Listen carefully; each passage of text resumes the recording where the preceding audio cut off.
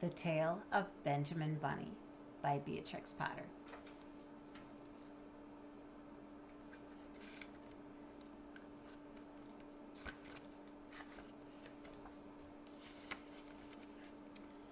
One morning a little rabbit sat on a bank. He pricked his ears and listened to the trot of a pony. A gig was coming along the road. It was driven by Mr. McGregor, and beside him sat Mrs. McGregor in her best bonnet. Ooh, do you know what a gig is?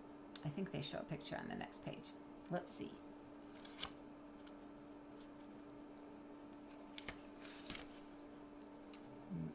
Ooh, you can see it a little bit in the background. I'll show you in a minute. As soon as they had passed, little Benjamin Bunny slid down into the road and set off with a hop, skip, and a jump to call upon his relations who lived in the wood at the back of Mr. McGregor's garden. So if you look carefully, you'll see the gig is a horse and a buggy. And Mr. McGregor and his wife were going to town. And Benjamin Bunny was going to see his friends. And his relatives. Let's see who his relative is. That wood was full of rabbit holes, and in the neatest, sandiest hole of all lived Benjamin's aunt and his cousins, Flopsy, Mopsy, Cottontail, and Peter. Yay! Remember him from the Tale of Peter Rabbit? Old Mrs. Rabbit was a widow. She earned her living by knitting rabbit wool mittens and muffetees. I once bought a pair at a bazaar. She also sold herbs and rosemary tea and rabbit tobacco, which is what we call lavender. Little Benjamin Bunny did not very much want to see his aunt. He came round the back of the fir tree and nearly tumbled upon the top of his cousin, Peter. I think I forgot to show you this picture. There we go.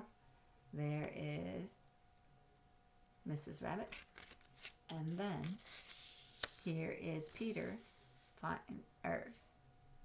Benjamin finding Peter down here. Peter was sitting by himself. He looked poorly. He was dressed in a red cotton pocket handkerchief. Peter, said little Benjamin in a whisper, who has got your clothes? Does he look very happy? No.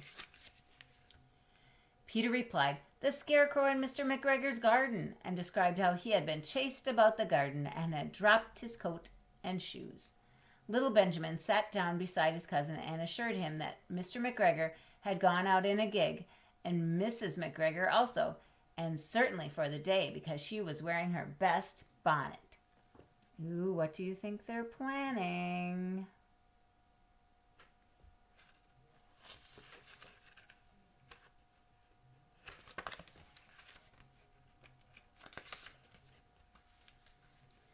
Peter said he hoped that it would rain. At this point, old Mrs. Rabbit's voice was heard inside the rabbit hole calling, Cottontail, Cottontail, fetch some more chamomile. Peter said he thought he might feel better if he went for a walk.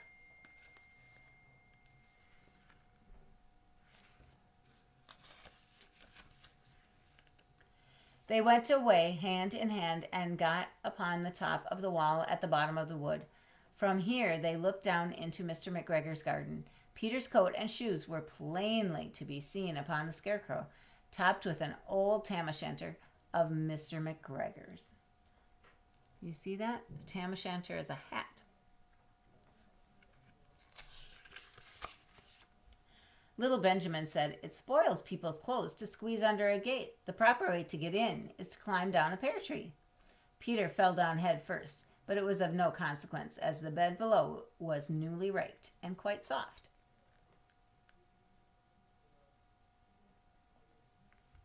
Both sound a little dangerous. It had been sown with lettuces. They left a great many odd little footmarks all over the bed, especially little Benjamin, who was wearing clogs. Clogs are a kind of shoe you can just slip on your foot, and they don't have much of a back. Little Benjamin said that the first thing to be done was to get back Peter's clothes, in order that they might be able to use the pocket handkerchief. They took them off the Scarecrow. There had been rain during the night. There was water in the shoes, and the coat was somewhat shrunk. Benjamin tried on the tam o' shanter, but it was too big for him. Doesn't that look cute, though? Then he suggested that they should fill the pocket handkerchief with onions as a little present for his aunt. Peter did not seem to be enjoying himself. He kept hearing noises. Do you think that's because he got chased around the last time? I think so. Benjamin, on the contrary, was perfectly at home and ate a lettuce leaf. He said that he was in the habit of coming to the garden with his father to get lettuces for their Sunday dinner. The name of little Benjamin's papa was Old Mr. Benjamin Bunny. The lettuces certainly were very fine. That means they were tasty. I like a good salad too. Peter did not eat anything. He said he should like to go home. Presently, he dropped half the onions. Oh no! They're falling out the back of the pocket handkerchief. Little Benjamin said that it was not possible to get back up the pear tree with a load of vegetables. He led the way boldly toward the other end of the garden. They went along a little walk on planks under a sunny red brick wall. The mice sat on their doorsteps cracking cherry stones. They winked at Peter Rabbit and little Benjamin Bunny.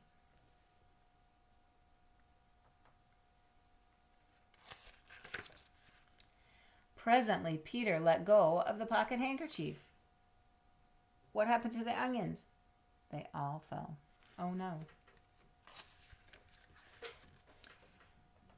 They got amongst the flower pots and frames and tubs. Peter heard noises worse than ever. His eyes were as big as lollipops. He was a step or two in front of his cousin when he suddenly stopped. What do you think he saw? Or heard? I don't know. Let's see. This is what those little rabbits saw around the corner. Little Benjamin took one look, and then in half a minute, less than no time, he hid himself and Peter and the onions under a large basket because they saw a cat.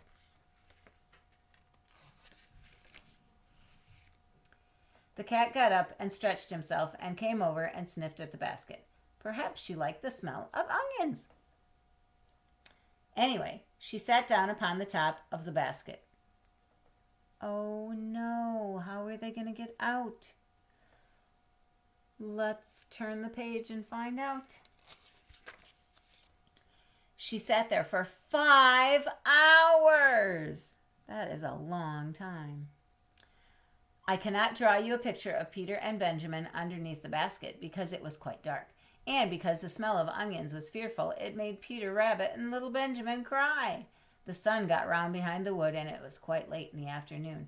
But still, the cat sat upon the basket. I wonder how they're going to get out of there. Or how long that cat is going to sit there. At length, there was a pitter-patter, and some bits of mortar fell from the wall above.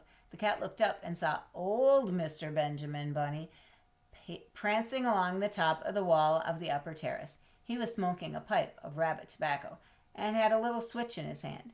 He was looking for his son. A switch is a stick. Do you think he's going to find them? Old Mr. Bunny had no opinion whatever of cats. He took a tremendous jump off the top of the wall onto the top of the cat and cuffed it off the basket and kicked it into the greenhouse, scratching off a handful of fur. The cat was too much surprised to scratch back. Oh my goodness! Usually cats chase rabbits, not the other way around. When old Mr. Bunny had driven the cat into the greenhouse, he locked the door. Then he came back to the basket and took out his son Benjamin by the ears and whipped him with the little switch. Then he took out his nephew Peter. So they got a little spanking, didn't they? Because they were being naughty. Then he took out the handkerchief of onions and marched out of the garden.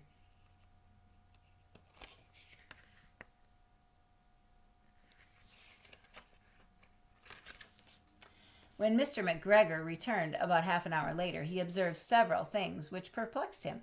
It looked as though some person had been walking all over the garden in a pair of clogs, only the footmarks were too ridiculously little. Also, he could not understand how the cat could have managed to shut herself up inside the greenhouse, locking the door upon the outside. Do you think he noticed what was missing here too? Probably. When Peter got home, his mother forgave him because she was so glad to see that he had found his shoes and coat. Cottontail and Peter folded up the pocket handkerchief, and old Mrs. Rabbit strung up the onions and hung them from the kitchen ceiling with the bunches of herbs and rabbit tobacco. The end.